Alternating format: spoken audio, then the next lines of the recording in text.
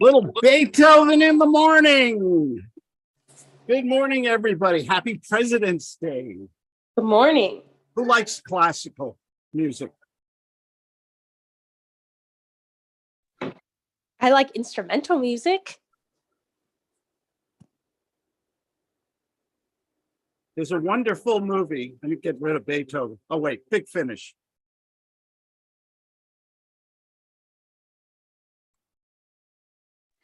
We can't hear the music. At least I can't hear it. Oh, you can't hear it? No. Oh, I'm sorry. I thought it was on. I wonder why. That was great work you just did. What's that guy called? The guy that actually The drives conductor. You're a great Conductor. conductor. Yeah, he Thank did a you. great job conducting. It's easy to wave your hand. Could you hear the sound? Could you hear the music, Tim? No. When early on when I first got into the room, I was hearing it, and then all of a sudden, then it went quiet, and then you started talking, and We lost it. Okay, we lost it. Might be because I'm simul broadcasting to YouTube right now. Good morning, everybody. Usually we don't work on a Monday holiday, a federal holiday. I think the banks and the post office are closed today, but I was in a really good mood this morning, and I said, let's work on let's do something different. Let's be a little creative here. By the way, Tim, I love your shirt, that orange Under Armour shirt. That is my official dress code here. Sorry, still wearing my little clavicle sling here this morning. We're going to talk about success, sales success.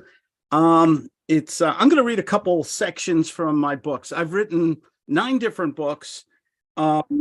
4 of them have had to, we haven't hit the record button here. There we go.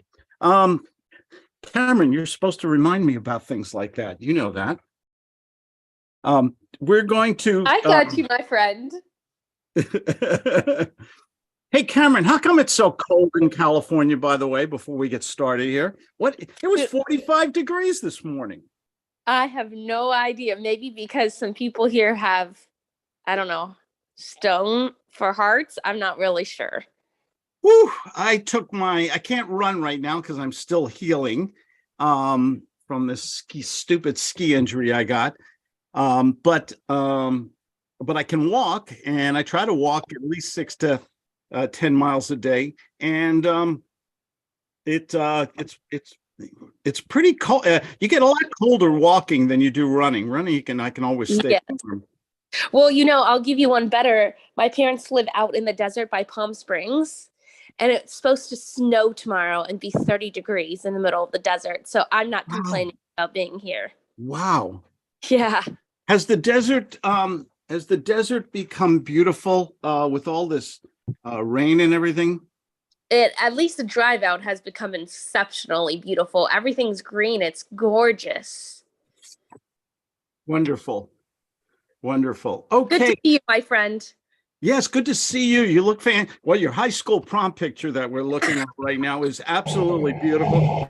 Speaking of beautiful, we have Dave Skulnick is in the building. Hi, Dave. Haven't seen you in a while. Yeah, I've been launching my dog training business. Good for you. Sit, boo-boo, sit. Okay. There was an interesting thing I heard this morning. It was a podcast. Do we love our dogs more than our children? Was the topic. It's amazing. What did the man say? He says, we love our dogs so much we pick up their poop off the street, but we let homeless people do the opposite. Okay, I'm not going to get political here. Hey, didn't you read the Sonny Bono book on how to ski around trees? Yeah, no, I don't think he, didn't he die from hitting a tree or Yeah, he something like did. that? Oh, morning. Bailey with a big morning smile. Hello there, sir. Rick Premge is here. John Livingston, I don't think I know you, John, but welcome. John Andrus is here. Jessica is here. Alex is probably sleeping. Yes, he's sleeping. All right. Thankfully, I got a little break. I am I'm the- combing out my hair. Okay, well, we see everything here in Claude's Zoom room, so thank you for sharing. We're going to, I started to say earlier, I've written 9 books. 4 of them have to do with sales and success. And the part I love the best of my books is the introductions. So I've carefully this morning, this takes work sometimes, guys. I know I make it look easy, but I actually prepared, getting up at 4:30 in the morning. Isn't that horrible? Oh, God, horrible. What time do you go to bed? I'm embarrassed to tell you guys. Take a guess. I'm embarrassed to tell you guys. 9 o'clock. 8 a.m., 8 p.m. Some days 8:30, some days 10 o'clock. Lately it's been 9:30. I'm embarrassed. I mean, I used to That's go like out. that's like the morning news people. They have to be in bed by 8 o'clock at night in order to get up know. at 3:30. But I love That's a good thing. But I love being productive. I believe in high energy. I have a routine every day of exercise and things like that. It's a little harder right now with wearing this thing, but I still try to keep it up to do that routine. And I eat 1 meal a day religiously with my 36-year-old girlfriend, Claudia. We're in that routine and you get tired early sometimes. That's They, the Ben Franklin philosophy: early to bed, early to rise, makes a man healthy, wealthy, and wise. Absolutely. And it's a good routine we have. I feel very productive. I like working. How many people I enjoy working. I enjoy money. I like having money.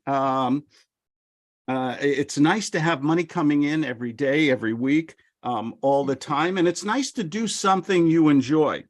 And Yes. the premise of today, what I'm going to discuss, and I'm going to do a little reading here, is about the missing link to me. And I hope, and I'm thinking it might be for you guys too. The missing link for me was sales. You guys hear this every week, Mondays, Wednesday. By the way, Brandon is in the room. Hello, good morning, Brandon. Brandon, who's doing this Wednesday? Is that you or, oh no, I think Tim is doing. Tim, what are you going to talk about Wednesday? We're going to dig further into what Brandon talked about last week, which was AI, but we're going to dig in a little bit more and put an actual process in place of using some AI and, putting it into your business. Okay. And AI will, and basically you're going to talk about software and applications and things. I read a very interesting article this week, and I think it was in the New York Times, also known as the Communist Manifesto. Oh, did he say that? Oh, no. I love the New York. I've been reading New York Times since I was a little boy in New York City. We used to pay 25 cents a week to get that paper every day, and it was the best written newspaper in the world. How far they have gone down. It's become a very one. They don't. It's all editorials now. Mark Levin calls them the New York Slimes. Yeah. And the article was talking about the problem with artificial intelligence, and maybe Brandon, you want to jump in on Wednesday. Artificial intelligence, the biggest problem. Somebody, if you have background noise, please mute yourself, by the way. And the biggest problem is copyright infringement now. Seems it's very smart applications are taking other people's artwork, trademark, copyrights, written word, spoken word, many different things, and regurgitating it as original content. That is not true. And guess what the lawyers are discovering? Guess what, Mr. the L word, the lawyers, what are they discovering? You can sue people who use AI and claim content as their own. So you better be. So that's something new that's coming up. So maybe you guys want to discuss that on Wednesday. It's different. Jessica, we got to keep your mute on there. I'm sorry, we're getting too much background noise from your thing. I just put your mute on. Okay, you're muted. My mute is on. No, it's not. Now it is. It was. Now, Okay. now it is or isn't. Now it is because I did it manually. Just leave it alone. Thank you.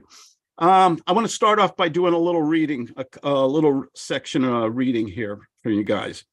And let's start. This is from probably my third book. I love the introduction here, How to Sell with Guts. And if you guys all have this, if not, you should, and you should read it again because it is still as pertinent today as it was then. And this book is dedicated to all of you who are really sick and tired of sales training programs that are nothing more than pie in the sky, silly motivation sessions. Heck, how many times can you walk on hot coals until you figure out that all you're getting is a hot foot? You work hard. I mean, really hard. Go to all the biz op seminars, watch all the infomercials with all the folks by the pool, holding the drinks with the little umbrellas, telling you how they got rich. But when you try it, it doesn't work. It's because Mr. Guru forgot the most important part of the program of success, sales. This book is dedicated to everyone who wants all that life has to offer and who do not want to accept a life of mediocrity.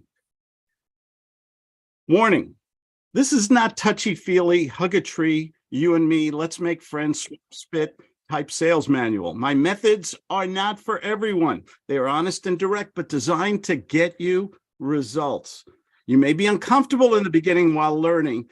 That is the price you will have to pay for financial freedom. One student once asked me whether learning my methods, the gut sales method, will be hard. I told him that if he could stand with his pants falling down around his ankles in the middle of a shopping mall during the holiday season, then he would do just fine, great with guts. Let's face it, modern sales is basically the same old repetitious show and tell, just like we did in kindergarten. Get in front of as many people as possible. Tell them how wonderful your widget is. Show them a slide. Give them a slideshow and leave them with your glossy brochure and business card. Nothing is new here, including the results. There is a difference for a few enlightened students who have studied the art and science of persuasion. We have control. We decide how our time is spent. We work smart, not hard, and we have the income we deserve without the constant frustration and rejection. We become free when we discover and embrace a better way of doing business. It's a whole new way of question style selling that allows you to be in control, feel great, and make the big bucks without making yourself into a clown. Please forgive me in advance what I'm going to say, but I think modern day sales training is bullcrap. I wanted to say bullshit, but Claudia told me I couldn't put that in the book. Sales training is literally stuck in the Stone Age. It hasn't changed since Levi Strauss peddled blue jeans.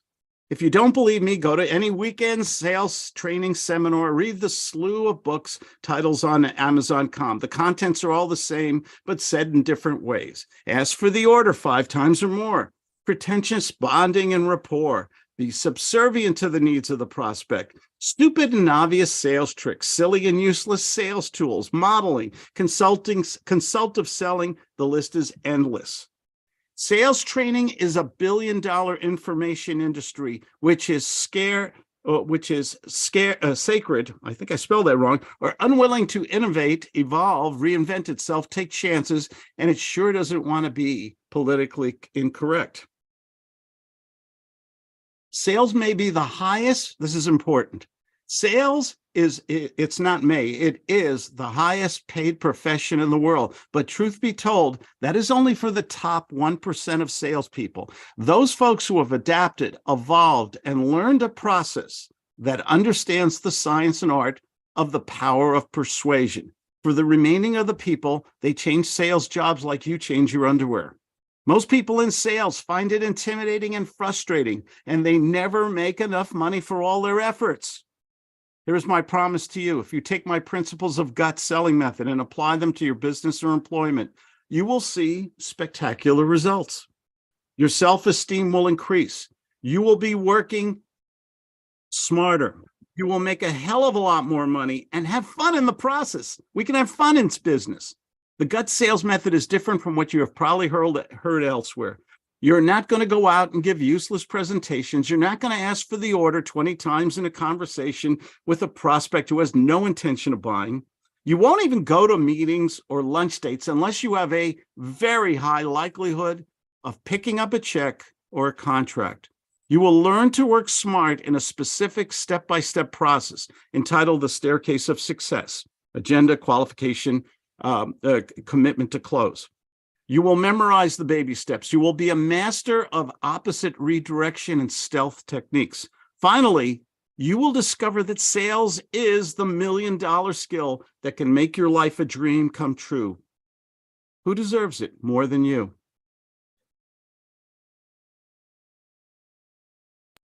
What do you guys think about that? Right to the heart of the matter. It's right to the, it is everything you need. You need a good product or service to sell, something you believe in, something that benefits people, that is honest, ethical, of course, that goes without saying. And it makes you a very reasonable or high amount of money for the work and investment you've put into it. Makes me want to read, crack the book open now. That's a good opening. I will read. This is from the one book, How to, let me show it one more time here. This is from my second book, How to Sell with Guts. I don't even remember, when did I write this? It's got to be about 12, 13, 14 years old on there. And what I had in my life was an epiphany, a revelation. I went to college. I went to law school. I went to every seminar. I've read every success book out there. Okay. Sales and everything. I've read them all. I still do. I love those kind of books. I'm reading a Grant Cardone book right now. I think I showed it last week, How to Sell or something like that. It's a good book. He's a very good writer. I like Grant Cardone. I like Gary. Oh, I forgot his name. Vaynerchuk. Thank you, David. I like those kind of books. They motivate me. The change that occurred in my life after investing time and money and education and everything was, can we speak to another human being and convert them in a matter of moments with words, using the right words, saying them the right way, the right timing, the right enunciation, the right volume, sometimes softly, sometimes loud. I'm mostly loud. Okay. I think somebody agreed with me just now. My wife listens to all these things that I do. But the thing about it is, what did you think about that reading just now? Am I putting too much emphasis on the sales, the communication part? Or should we put it, where does it fit into everything? I think it's primary. I think you have to have some product knowledge. You have to do some marketing. You want good prospects. But if you were the smartest person in the room in real estate, a lot of you are in real estate. If you had the best leads that you paid the top dollar for, high quality leads, does any of that matter if you cannot convert another human being, get them in an emotional state and get them to say, I like and trust you. I need your product. I want it. I want it right now. What do we need to do next? Does it really matter on all those other things if you can't do that to another person? All you have is a box of business cards if you can't convert. Yeah. How many of us are still hearing some of the garbage that they're telling out there? Ask for the order five times more. Yeah. How many people find a salesperson who is too pushy and self-serving and keeps asking for the order, obviously, without creating that emotional content? How many people find them annoying and walk away from them? My son just bought a new truck yesterday and he couldn't get off the lot fast enough and they just wouldn't let him. They just passing him, to the next guy to try to close him, and they do everything to keep you on the lot, Yeah. Never give a salesperson your car keys if you're trading in your car or have a used car. They won't. They'll lose them. They'll delay. That happened to me once at a Volkswagen dealership. To this day, exactly what happened yesterday. Yeah. It's an old sales trick. And it's a bad way to sell. It's a really bad way to sell. How do we make the prospect want to buy? How do we make them fall in love with us? Go ahead. You sell emotionally. What does that mean, Cameron? Cameron, show us your lovely face this morning. Oh man, I got Oh. what was ever going around, so I look pretty horrible. You cannot, there's no, we're all COVID protected in Zoom, okay? Oh, I don't have COVID. I think I just got a cold, but I'm doing castor oil packs. So if you've never done them, they're amazing. I digress. So selling emotionally is where you create, I mean, I don't know what my definition is that people buy from who know, likes, and trusts you. So if you can create a rapport and you can create trust, then you can create an emotional bond. So like Is that enough? Is that enough though? I don't think so, because I think you have to move them emotionally. Like when we did that training about housing for the military and how it was just really moved because I was calling out the patriotic people who didn't serve but always wanted to, and how can they support. So I don't know, I'm probably not thinking 100% clearly right now, but like emotional selling is just how can you move them in a way that impacts them longer than the 5 seconds or however long you have with them where they're thinking about it later. Yeah. Emotional selling to some, I am the easiest person in the world to sell if you can make me emotional. But if you just give me bells and whistles, I'm a complete. Let me give you guys a quick story. My daughter was a Girl Scout. I talked about this last week. Who are the best salespeople in the world? Little cute little Girl Scouts, little daisies and everything in front of the Vons or Ralphs selling their cookies. And they come up to you with the cutest smile in the world. Claudia and I spent, I think, $68 last week on Thin Mints and stuff. Okay. I can't see. And then we went to my favorite little liquor store in Chula Vista on Brandywine Avenue, and they sell my favorite little brand of tequila. And we went in there and we just spent $68 at the supermarket. And there was a little girl outside with her mom, and she said, "Would you buy my cookies?" And I said, "Oh, sweetie, I'm so sorry. We just spent it." And I went to the car. Guess what I'm still talking about a week later? And guess what still bothers me? You didn't buy her For cookies. me, I didn't. I that should have. little girl. I know. What a horrible It's still bought. She was so cute. Big deal. Whatever they are, $6, $7, $8 or whatever, And I should have bought it and got that little smile from her and made her Yeah. day. I didn't do this. Guess I'm beating the shit out of myself over this. Honest, hand on the Bible. Okay. Is anyone else this crazy, or is it just me? I'm crazy. Go back and buy one.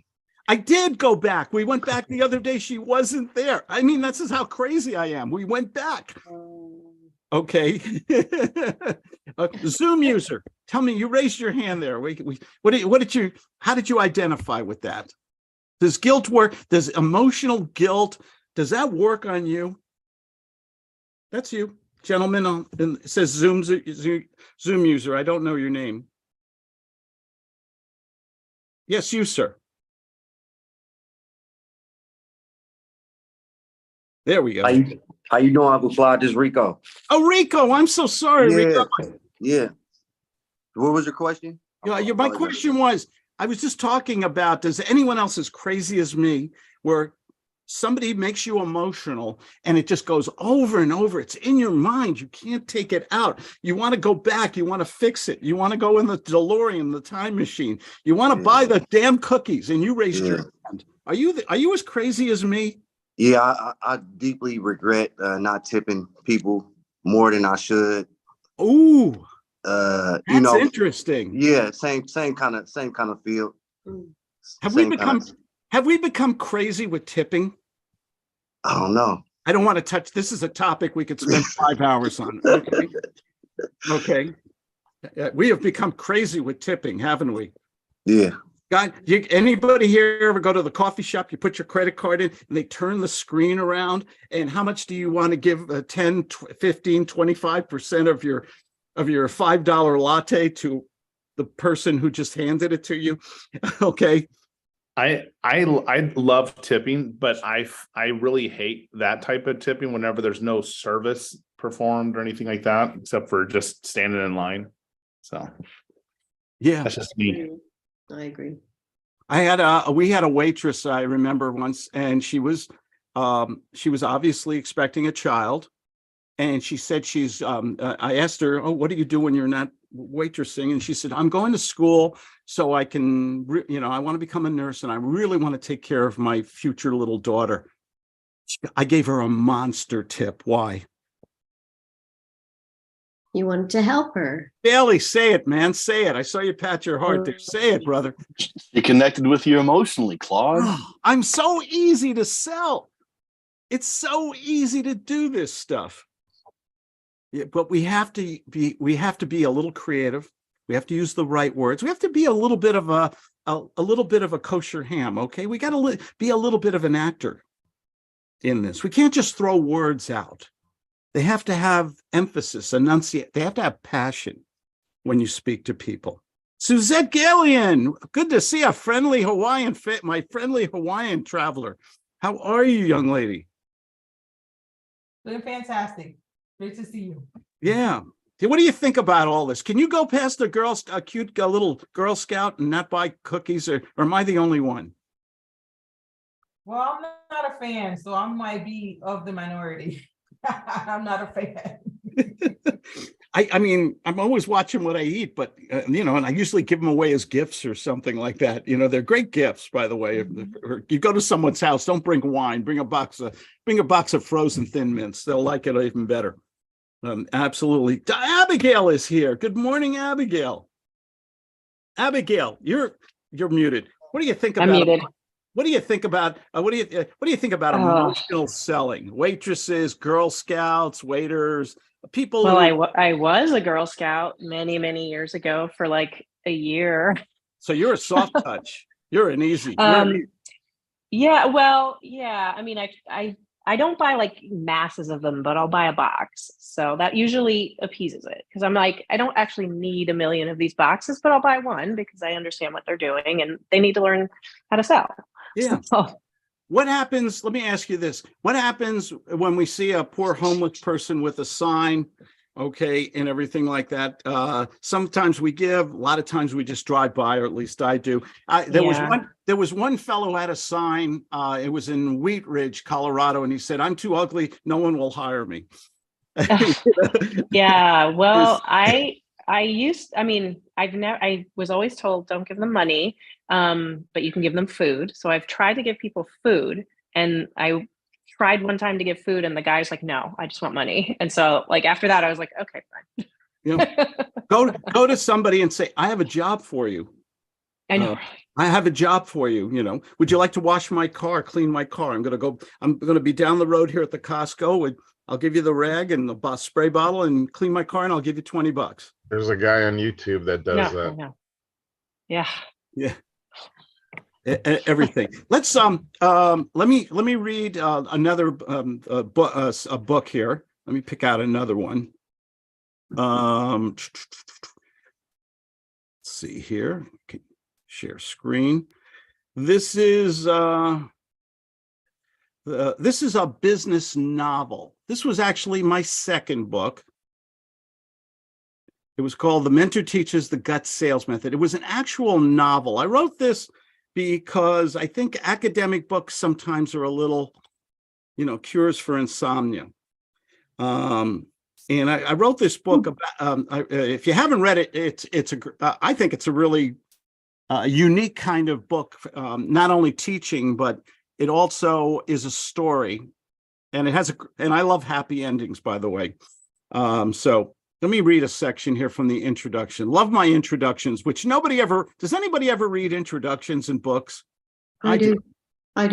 Okay, introduction. When I was a kid, I remember people would tell me to shut up.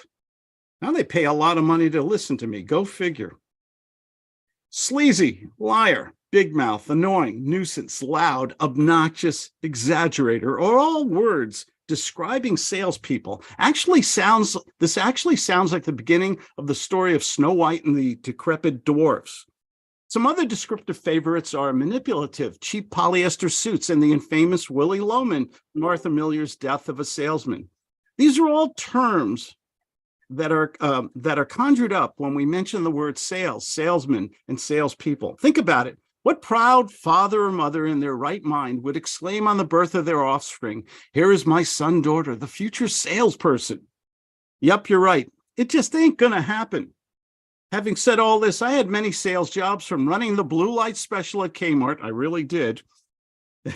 At Pennzoil Oil, 4 for $1 in the back of the room in the auto department, ladies and gentlemen. That blue light of savings is for you. I really did that. To selling hot dogs in the South Bronx, the Bronx, for Swift Premium. The training and sales ranged from nil to sophisticated and included expensive seminars. I was good, but I was not making the money I envisioned. And I grew to dislike the way many prospects were treating me. They would keep me waiting in their offices while I was reading their old, boring trade magazines, even though I had a firm appointment. Eventually, they would grant me an audience. Heck, the Pope would be easier to meet. Sometimes I would get an order, sometimes a BS session, other times disrespect. After all, I was only a salesman. I found myself making excuses not to go out and make presentations. I became a slacker, truth be told, because I just wasn't feeling fulfilled. I mean, how the heck do you motivate yourself every day when you get up in the morning? "Oh boy," he said to himself, "today I go out and have some prospective buyer crap all over me again. What fun." In the light of the above, I did meet salespeople who loved what they were doing, had their own business, and best of all, they were making unbelievable money while having control and fun with their lives. I was envious, and I wanted what they had: security, self-esteem, and big bucks. For those of you who disdain making money and just want to make the world a better place, read no further. I had attended all the modern sales seminars, read all the classic books and recent bestsellers. What I found for the most part was these guys were all saying the same thing, but in different ways, about presentations, closing, and the usual dog and pony shows, blended with tons of hype and motivation. This stuff was older than Methuselah, an old dude, a guy in the Bible. I wanted to learn, but these methods just didn't seem to work for me on a long-term basis. I thought that I needed a sales mentor coach if I was ever going to get out of my sales rut. Someone who would achieve the success that I wanted and who had the right to teach me because he was doing it correctly all the way to the bank. I went out to find the best salesman in the world to teach me his method of success. Eventually, my search was over because I found the person who gave me the sales tools, the concepts and methods to make as much money as I wanted. I call this the gut sales method because it made me confident. Confident is a word I use very often. You guys hear me say that all the time. Maybe we'll discuss that again when I'm almost finished here. It allowed me to work and have a blank check in front of me for the rest of my life. This novel is based on that mentoring relationships, the lessons learned, and how my life was never the same again. When I wrote my first book, The Mentor: A Story of Success, I introduced Gregarious Max the Mentor in a readable, motivating, and hopefully memorable parable. Based on your favorable response, you bought a heck of a lot of my books. Thank you. I've written The Mentor Teaches the Gut Sales Method in the same style, hopefully with the same results. Remember, sales is the $1 million skill. How important, and that's from my other book, The Mentor Teaches the Gut Sales Method. That's a novel, a little bit different. And for those of you who are my students and who have my works package, it is right there in number 1 in the sales folder. And then the subfolder, number 1, has all my sales and success novels in there. So you might want to read them. I am busy converting them to audio, by the way. Because I love audio. How many people here listen to audiobooks? I listen to audiobooks all the time. I'm in the middle of Michael Crichton right now. Really good detective writer, by the way. Another book I'm reading, C.J. Box. Really, it's from, this is a Joe Pickett novel. And it's really good stories about this park ranger in Wyoming. And he's written about 15 books on there. But how important is it to have a sales system and to have confidence going out there? You got to have the tools, and you got to be able to use those tools. Otherwise, you're just a free consultant, right? How many of us have given brilliant presentations? And then the prospect said, that was great. It's one. If I had the money, Claude, I'll have to think about it. Let me talk to my significant other. Let me talk to my 5 chihuahuas. Let me, think. I'll get back to you in the near distant future. How many of you have given those brilliant presentations and had responses like that? I have. Yeah. Why are we in business? To make money today. Oh, can we say that together? Come on, we're in the church here of sales. We were in business To make money today. Oh God, And help people. we could go on the road here with this choir. I'm sure of it. The thing about it is, what happens when we know how to speak to people and we can speak, I'm going to use a nasty word, assertively and confidently. Can we tell somebody what they need to know, even though they may not want to hear it? What did we do with the prospect? Oh, none of this works. And I don't need real estate. I live in my mother-in-law's attic. I don't need to invest in real estate. I don't need to do this or that. What do we do with that prospect? What should we do? Rico, go ahead. You got your hand up. No, I just wanted to say really quick, Uncle Claude, I wanted to thank you. Last week I was in flow state. I used the gut method, and it worked like a charm. I watched people talk to me different. I appreciate it. And I sent out 11 contracts. I got 2 signed. I'm gonna follow up after the meeting with the rest of the 11. But I just wanted to say thank you. Appreciate it. You're welcome. Quick role play. You sent me a contract and I did not respond, and you just called me on the phone. Let me hear some gut selling here. Absolutely. Oh. Hey, this is Rico. How you doing? Oh, I'm doing okay. It's a day off and everything. Rico, you sound familiar. Did we speak before? Yeah. So I was seeing if we can move forward. I sent you the deal. Just saying if we can move forward. Oh, you send me that contract on that real estate deal, and that looks really good. I tell you what, I have a Chihuahua dog cleaning business right now, and we got all the little yappers running around right now. Can I give you a call in a week or two? I got you. So look, I don't want to take too much of our time. If we were in a position to give you this full amount and close within 72 hours, what would you? Oh, today. Thank you. Thank you for learning how to read lips. Very good. Yep. So what happens when you give them 72 hours? They'll put me off. Yeah. That's huge. Yeah. There's only today, right? Yeah. Tomorrow there may be another Chinese weather balloon coming over us. Who knows what, I mean, that's huge. Right. Absolutely. Tell me why. Part of converting people emotionally is to have 3 to 5 or 6 needs and emotional needs and greeds. I can't hear you. I can't really hear you. You can't hear me? I don't. Okay, I can hear you now. Yeah. There's background noise from somebody. Yeah, somebody has background noise. Please mute yourself. If you have background, I think everybody's pretty much muted here.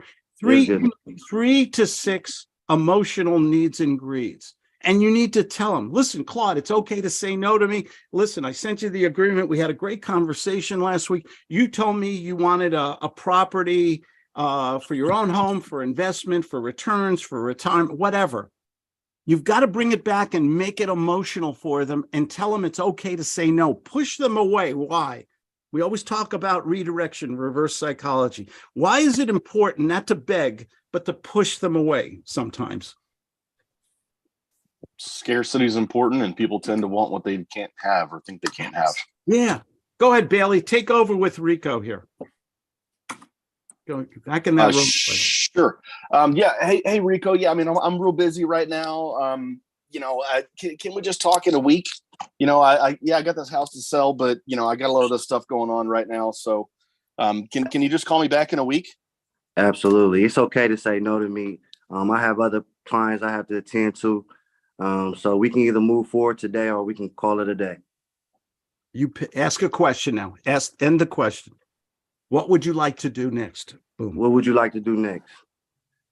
Man, I'd really like to know, like what can you give me for my house? Like, That's That's a good question. Like I mentioned before, we can give you the full amount for your property. We just make payments for 12 months.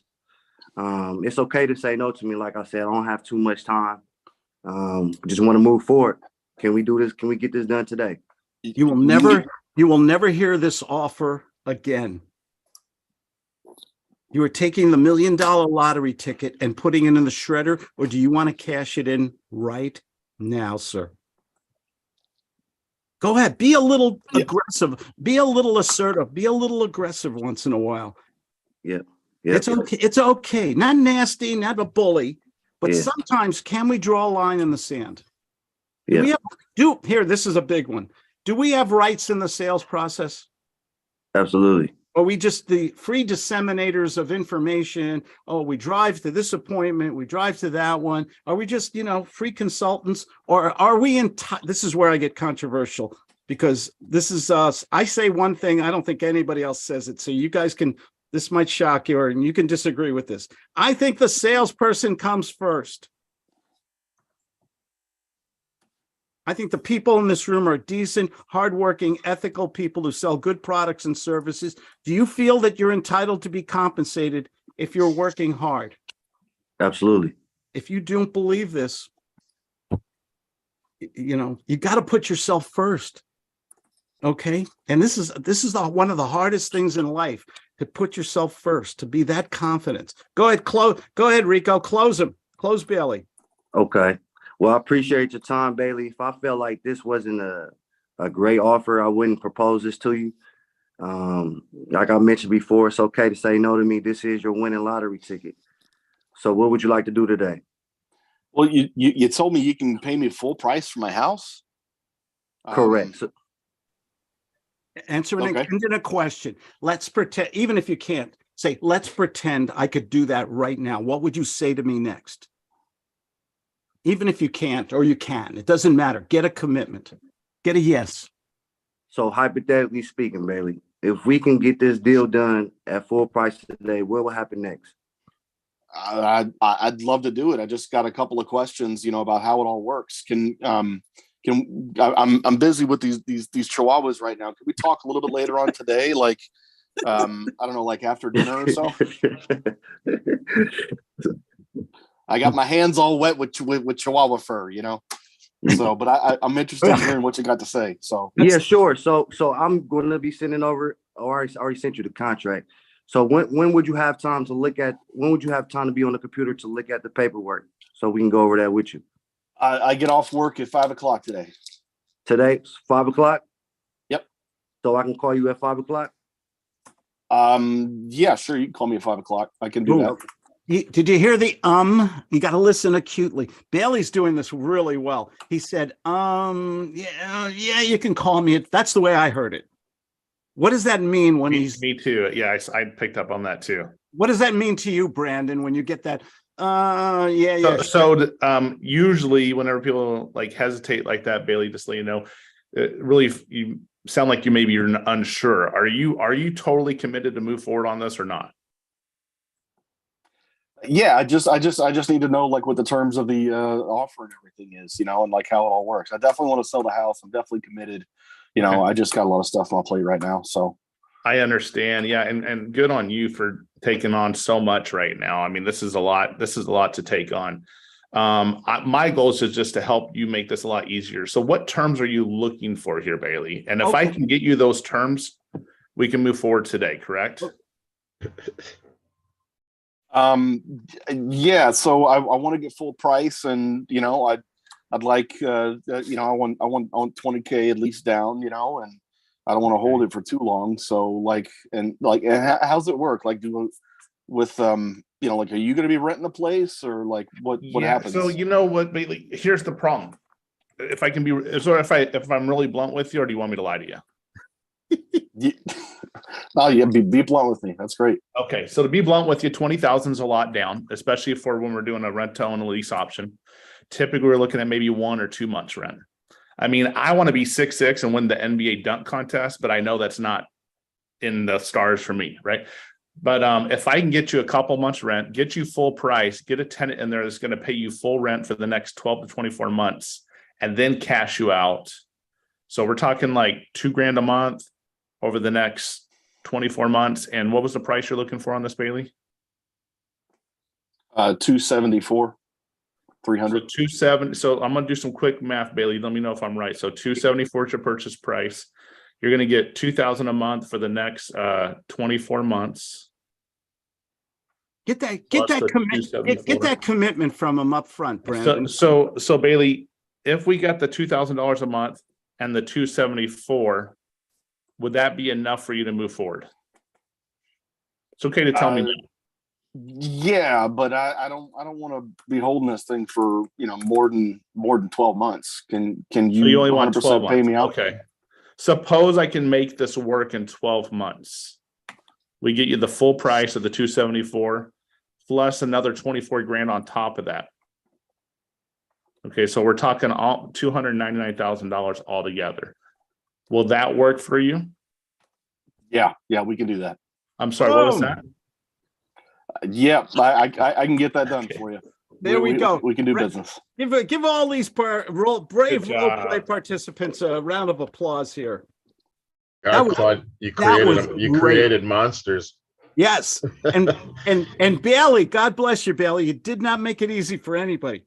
Okay. No, that's what happens all the time. That's what we really have to listen really That's- carefully. That they'll have the tonality or hesitations or filler words, right? And if we're not paying attention to that, then we're not going to be able to get them to close. We call this it's a $10 word. Used to be $5, but with the inflation that no one wants to talk about, it's now $10. It's called obfuscation. It's when you ask a very simple question like Rico, like Bailey did, okay, and they ask a simple question, and if you noticed how well Bailey did this, he'd start to answer it almost a little bit positive, but then what did Bailey do to regain control?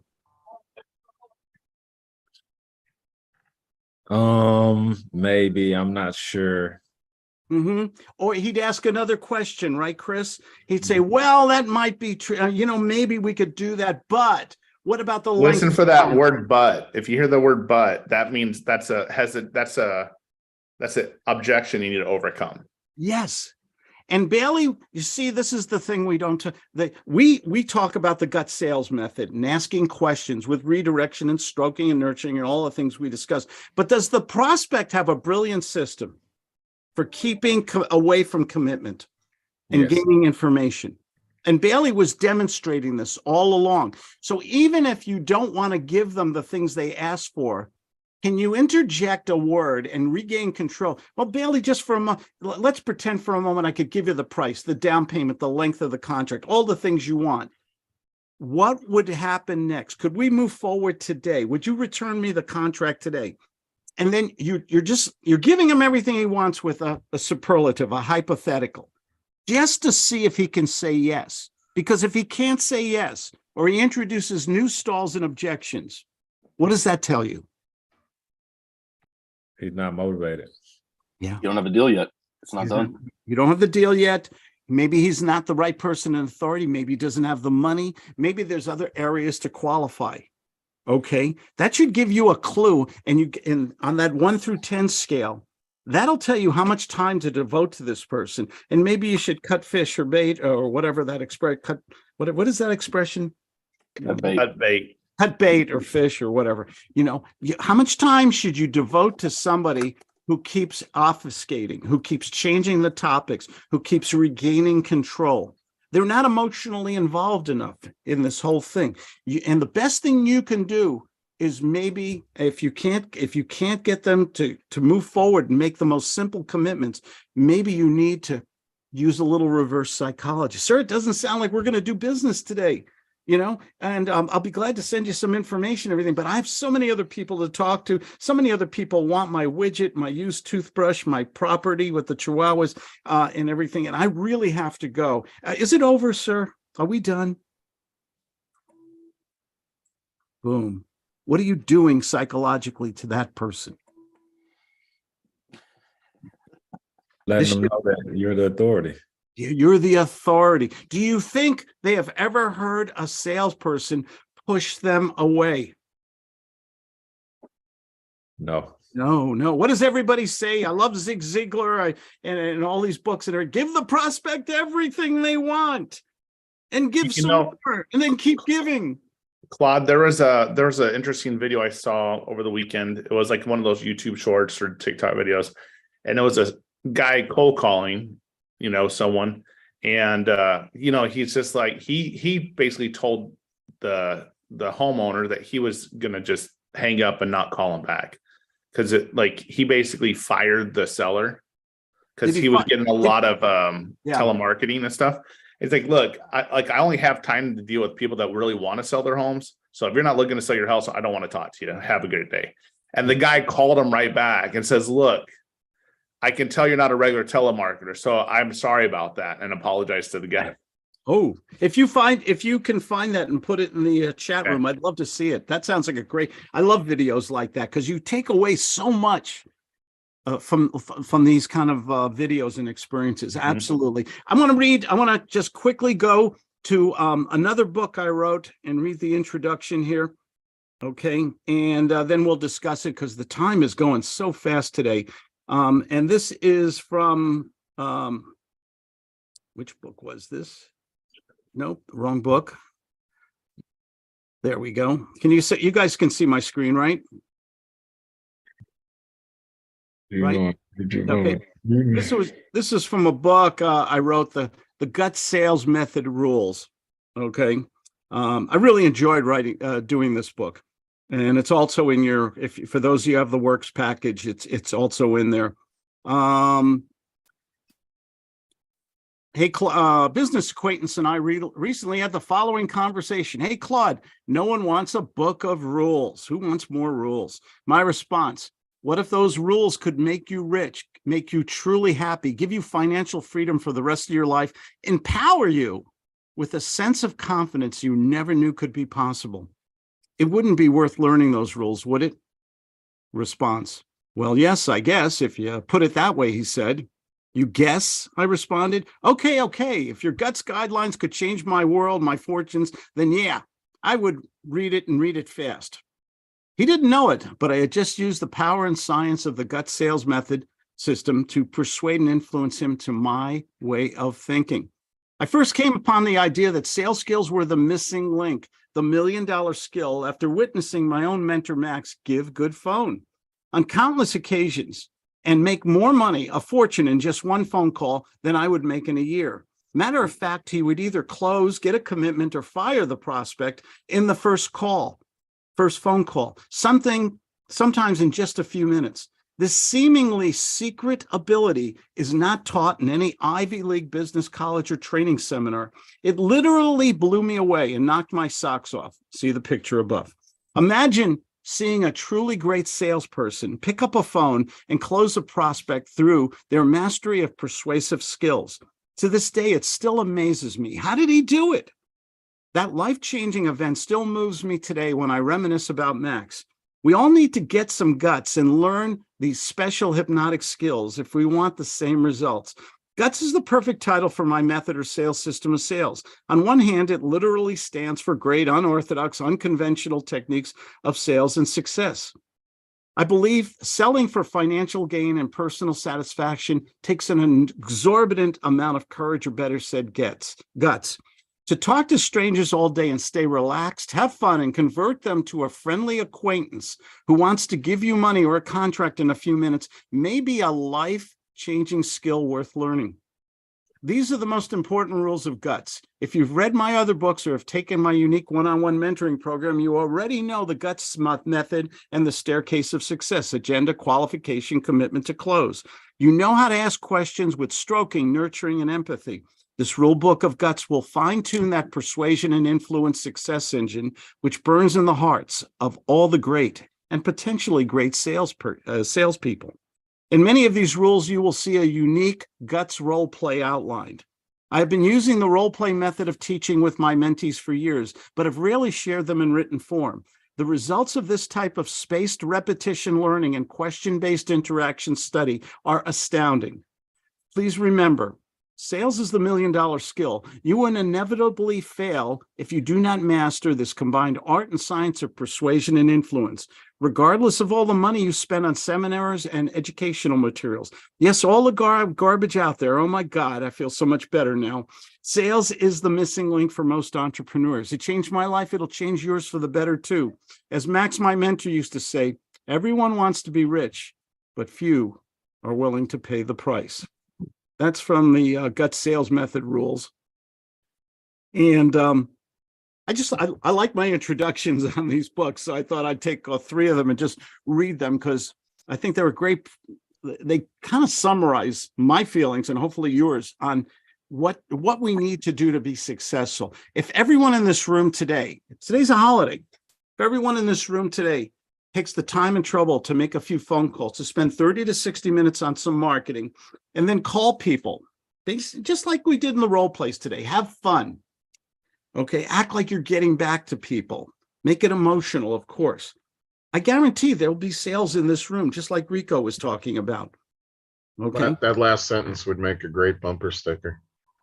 What was the sales is the million-dollar skill? No, the people aren't willing to. Everybody wants to be rich, but few are willing to pay the price. Let's talk about that. We have 4 or 5 minutes left. Everyone wants to get rich, but few are willing to pay the price. John Livingston, unmute yourself. Welcome aboard, John. Thanks, Claude. I used to live near Livingston, New Jersey, by the way. Okay, great. You've heard of that. What does that mean? Everyone wants success, but few are willing to pay the price. What do you think I mean? What's your thoughts? Well, I think, one interpretation, people get distracted very easily. That's me.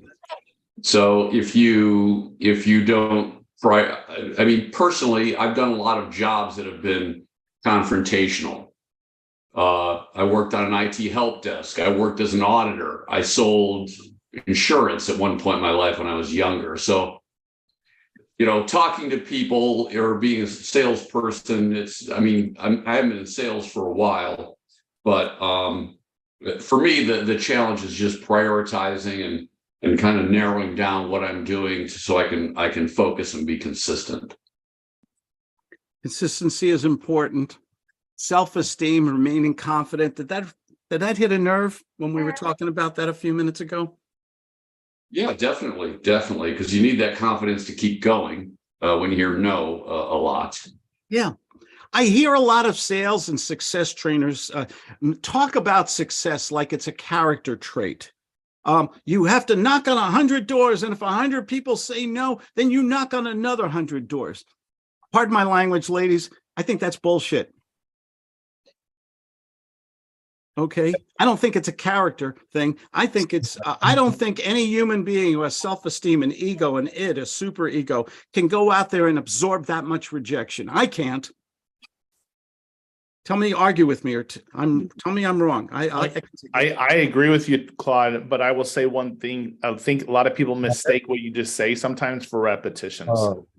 I think we need to talk to at least 5 people a day. I think we need to make offers. And we're going to get rejected, but we learn from the rejection. Like, I like to record myself on a call or have a Zoom or something and see what I did wrong, and then go back. And then a lot of times you can fix it right after that call. I don't mind rejection if I can control it. Right. Brandon, Mr. Simmons, would you please do me a favor? I know we're going to talk, and I'm going to ask you some questions you're going to ask me because this is an important financial decision. Would you please do me a favor and fire me at the end of this phone call? You bet. Thank you. Thank you. Do you know why I just asked you that, sir? I know this is our first phone call. So that way I don't waste your time or mine.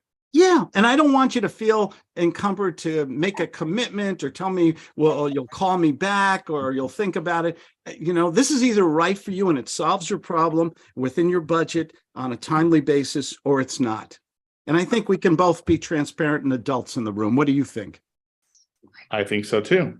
Thank you. I really enjoy talking to you, sir. I love that because like if you get the commitment up front to say no and ask permission, ask questions, then it cuts through the chase. And especially if they're like kind of dealing with normal salespeople, they'll give them the runaround, right? It cuts off the runaround so they can't do that. Yeah.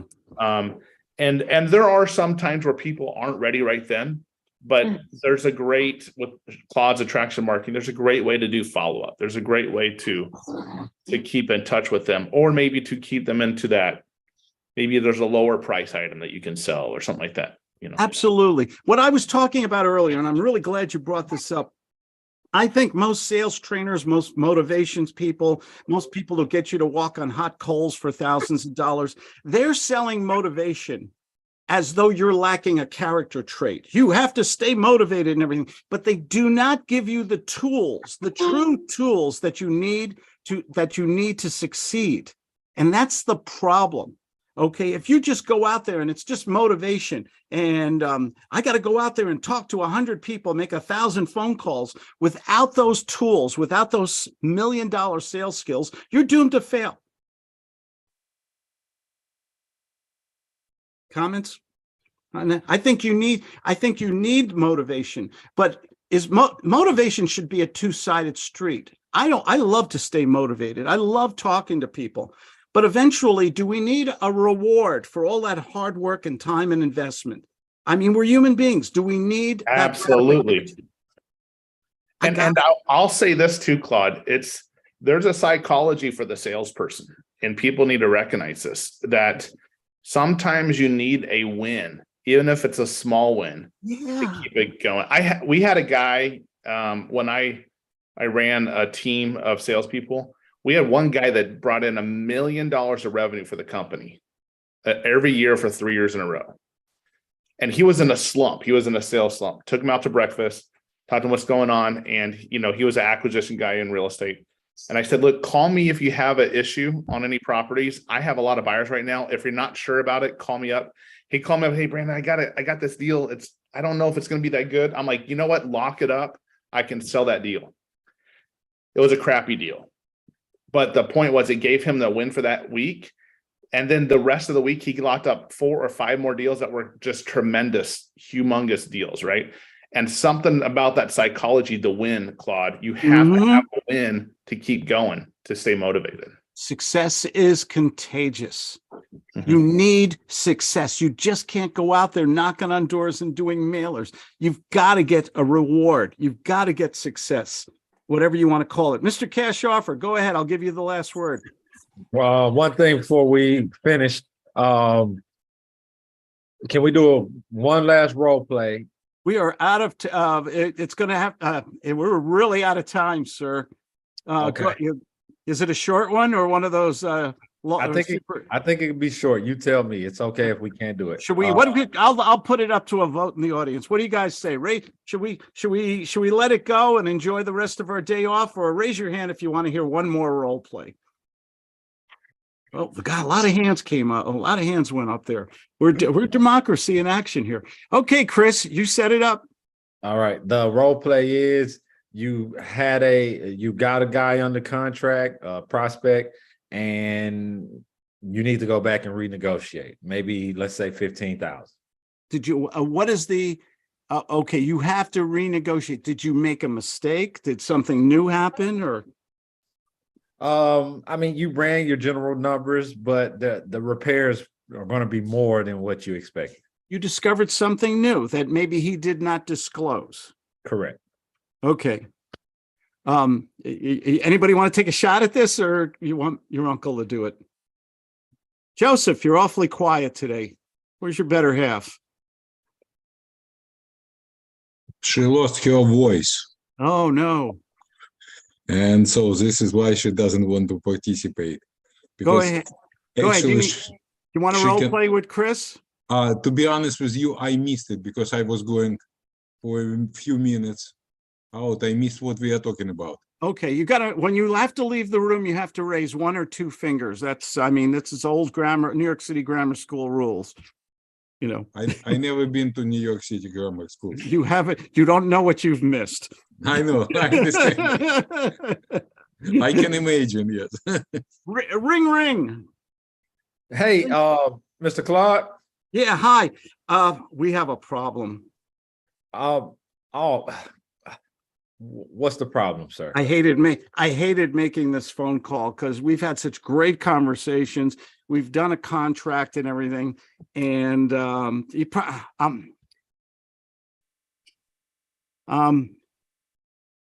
promise you won't get mad at me what I'm going to say next? No, I mean, everything's been great. Tell me what you got on your mind. Okay, as long as you won't get mad at me, because my contractor just came back, and we have those chihuahuas have just of yours. Those chihuahuas have just destroyed the carpeting and some of the woodwork and paneling and things like that. And it's going to take $15,000 is the estimate I received to get this property up to rental condition. And that might be a deal killer for us. What's your thoughts on that? 15th. So you're saying that I hated making this phone call to you because this might be a deal killer for us. Well, Claude, you know, I got other people calling me, and maybe you should do the deal with them because my whole profit picture. You know, can I talk to you honestly as one businessman to another? Yes, go ahead. My whole profit picture was based on about an $18,000 spread on this property, but now I discovered we have a $15,000 bill.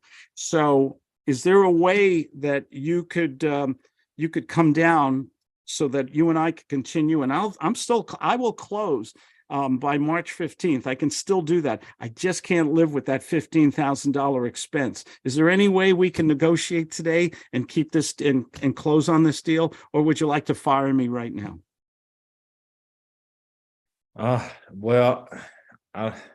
That's tough, Claude. Well, you told me that you and your family are moving to Florida, you know, for the Chihuahua Dog Grooming Festival, that you need to sell this house, that you already got the movers coming and everything else. And I think that's great. And I know time is ticking and you and your family really want to get to Florida. I think, did you say you're going to leave this Friday?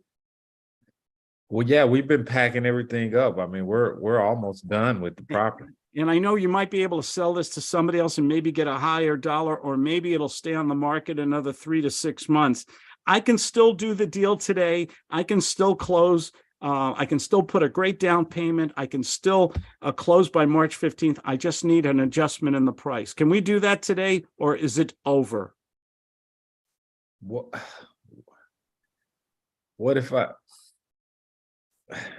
if it's just, could you do like 5,000, 7,000, something like that?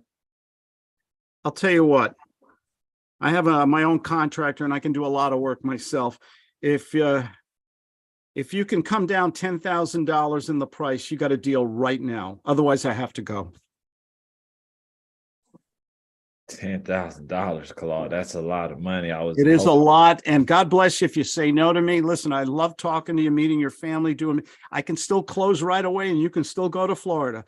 But if you can give me, I wanted 15, you wanted 75. If we can do 10, split the difference. I'm ready to sign a new contract right now.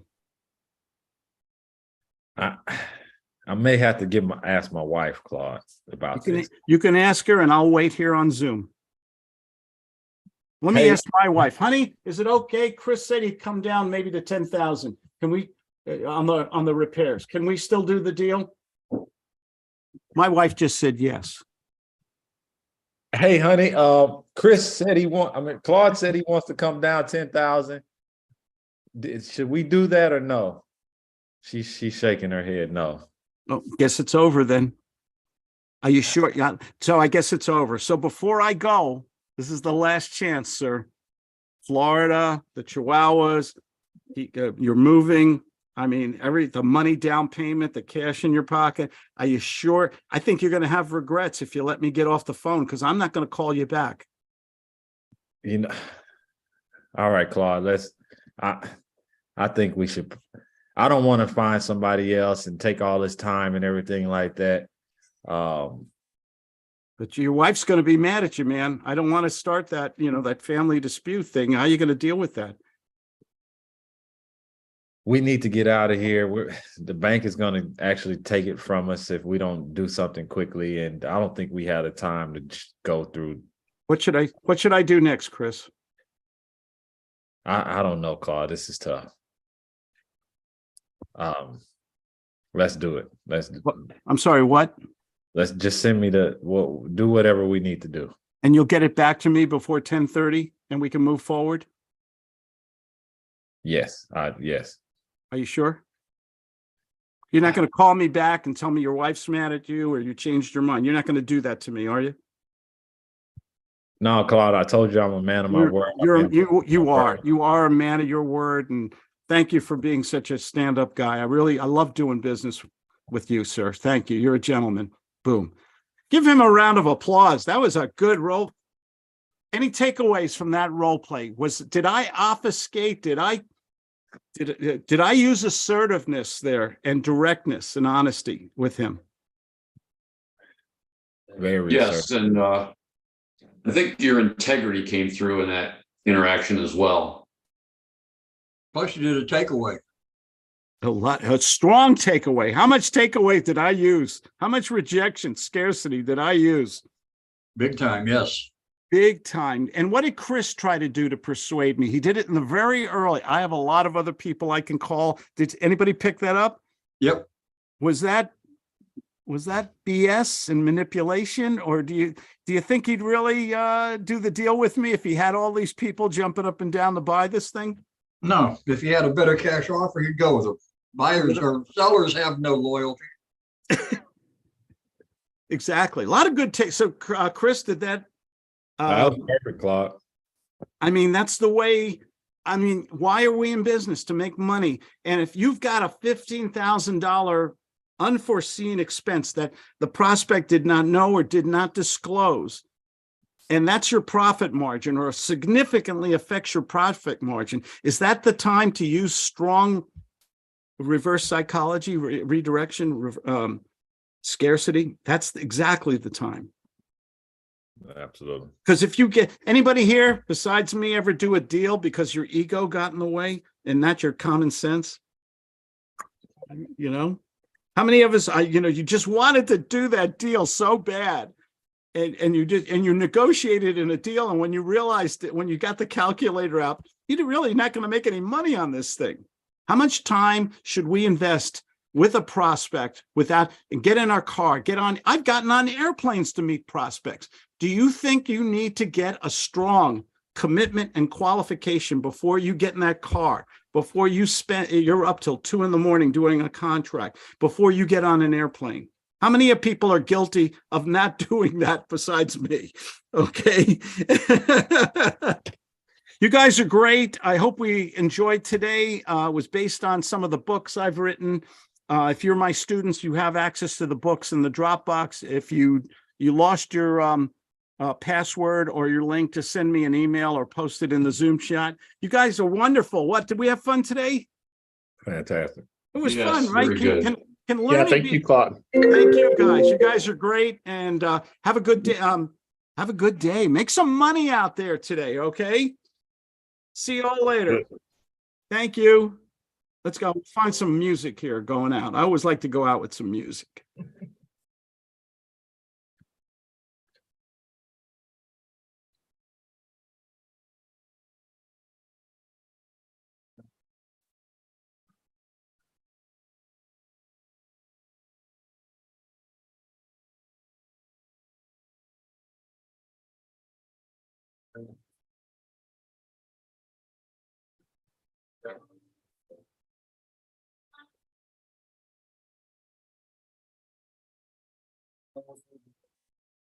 Little John Cougar Mellencamp.